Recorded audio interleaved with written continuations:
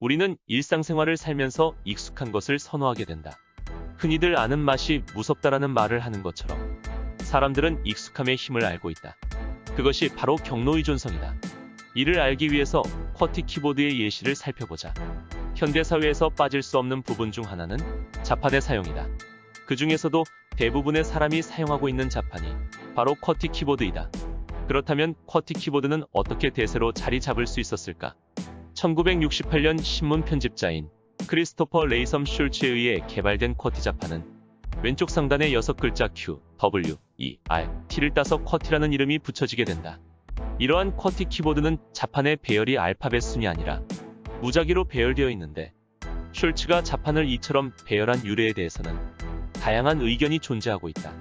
그 중에서 널리 알려진 의견은 타자기를 사용하면서 인접한 키를 연달아 치게 되면 키가 엉키는 문제가 발생할 수 있으며, 또한 고속 입력을 막기 위해서 일부러 느리게 치도록 자판을 배열했다는 설이 존재한다. 슐츠가 자판을 배열한 방식에 관한 정확한 이유는 알 수 없지만, 현재 쿼티 키보드가 문자 입력에 있어서 거대한 부분을 차지하고 있다는 것은 명백한 사실이다. 그렇다면 쿼티 키보드보다 효율적인 자판은 없었을까?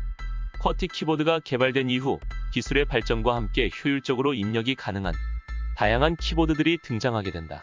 그 중에서 대표적인 것이 어거스트 드보락이 만든 드보락 키보드라고 할 수 있다. 드보락 키보드는 쿼티 키보드보다 타자를 치는 것에 있어서 효율적으로 자판이 배열되어 있지만 일반적으로는 사람들이 사용하지 않는 게 현실이다. 그렇다면 시대착오적인 기술이라고 할 수 있는 쿼티 키보드가 왜 대세로 사용되는 것일까? 그 이유는 간단하다. 바로 익숙한 것을 계속 사용하는 것이 편하기 때문이다. 우리는 시장에 새로운 기술이 도입되면 가장 우수한 것이 널리 보급되어 시장 점유율을 확보할 것으로 예상하지만 실제로는 그렇지 않은 일이 많이 발생한다. 이러한 상황을 바로 경로의존성을 통해서 설명할 수 있다. 경로의존성 이론은 사회심리학에서 등장하는 개념으로 미국 스탠퍼드 대학의 폴 데이비드 교수와 브라이언 아서 교수가 주창한 개념이다. 경로의존성은 한번 일정한 경로에 의존하기 시작하면 나중에 그 경로가 비효율적이라는 사실을 알고도 여전히 그 경로를 벗어나지 못하는 경향성을 뜻한다. 경로의존성의 사례는 쿼티 키보드 외에도 여러 분야에서 다양한 예시를 볼 수 있다.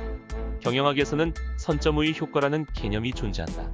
이는 초기에 시장에 진입하여 선점하는 것이 기술적 우위를 가지기 쉽고 유통망과 충성 고객을 확보하는 데 유리함을 가진다는 것을 뜻하는데, 특히 기술이 중요한 IT 분야에서는 기존 이용자가 또 다른 이용자를 끌어들이는 네트워크 효과까지 발휘돼 선점 우위 효과의 강도가 더욱더 세다고 할 수 있다. 이러한 선점 우위 효과는 시장에서 쿼티 키보드와 같이 소비자에게 표준으로 인식이 되어버리면 경로 의존성에 의해서 후발주자들에게는 큰 진입장벽이 되어버릴 수밖에 없는 것을 보여준다.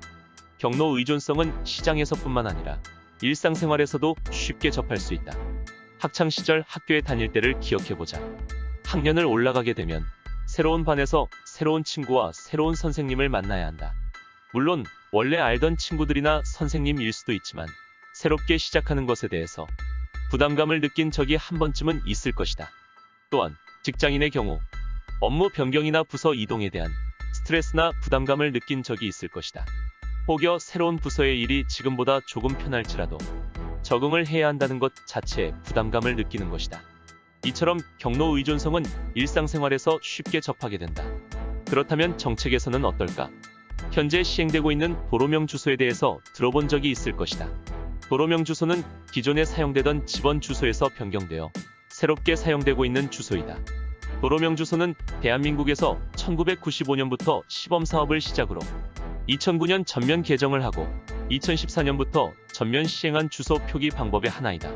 원래 전면 시행 예정일은 2012년 1월 1일이었지만 2011년 5월 18일 급격하게 기존 주소를 도로명 주소로 변경하는 것이 무리라는 지적과 함께 도로명 주소 법 개정안이 제출되었고 2014년 1월 1일 시행으로 집원 주소와 도로명 주소를 함께 쓸 수 있는 기간이 2년 연장되었다.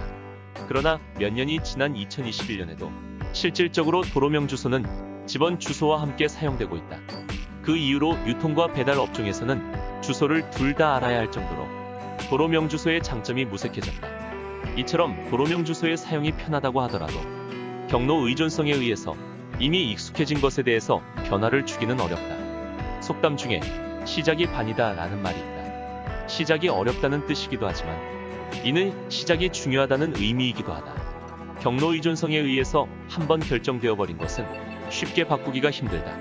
따라서 정책 결정 혹은 우리의 일상생활에서의 새로운 결정을 내릴 때에는 항상 조심스러움이 필요하다.